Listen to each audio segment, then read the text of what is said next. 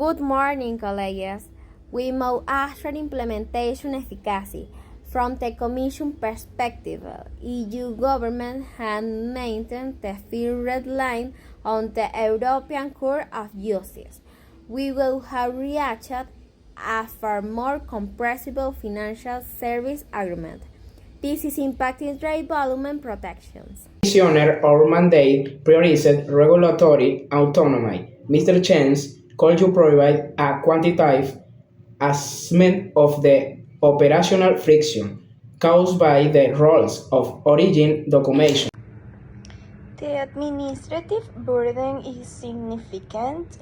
If we had hands to contract so much new staff, especially for due diligence, the initial export volume reduction would not have been so severe.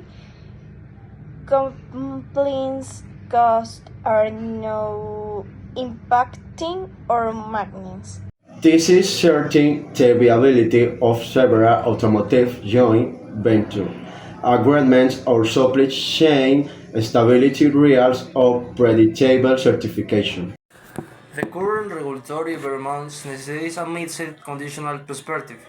If the UNC were so strict about this type of rules now, world, if the years is easier for the EU to accept a less intrusive dispute resolution mechanism.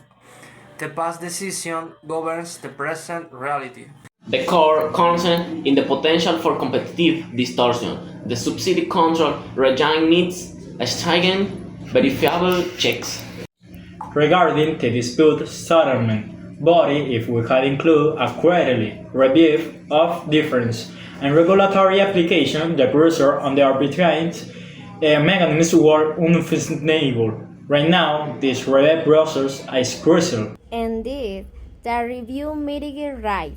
However, if you had insisted on total separation of jurisdiction, we could have avoided triggering costly processes and sensitive sector-like fishes. We require clarity on external risks. We must discuss first major protocols. If another global pandemic were to affect the shipping of goods, what force majeure clause could we invoke to temporarily suspend rule of origin without penalty?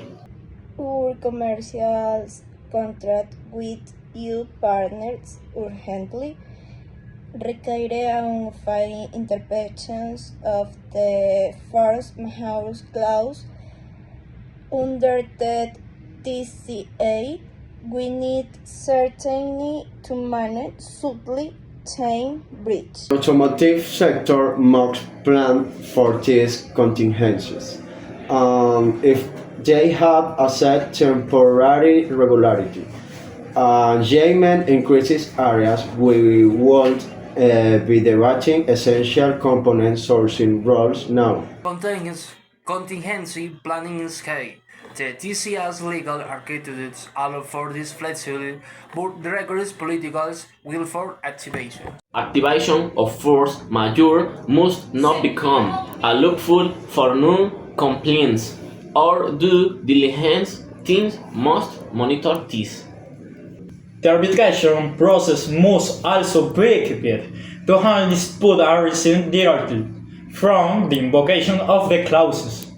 Agree, we must ensure the TCAs is a framework for genuine partnership, not just manage divergence. We are committed to technical working groups that resolve these implementation bottlenecks efficiently. Streamlining the digital certification for due diligence on rules of origins is our priority for the next quarter. We need to institutionalize cooperation. If we were to now implement and join due diligence mechanisms for verifying phytosanitary standards, it would be much easier ensure the fluidity of experts. Ultimately, if the EU could accept that increases regulatory divergence inevitably breaks trade frictions, we will be in better place to mitigate that frictions. We will circulate the proposed guidelines for cross-border due diligence on subsidies by the end of the week. The bidding nature of the arbitration panel ruling in the foundation of trust in this agreement. Thank you all for constructive exchange. We will reconvene next week. My delegation, thank you. We look forward to rapid progress. We appreciate the focus on operational change. Efficient trade flow is paramount for industrial recovery. Thank you.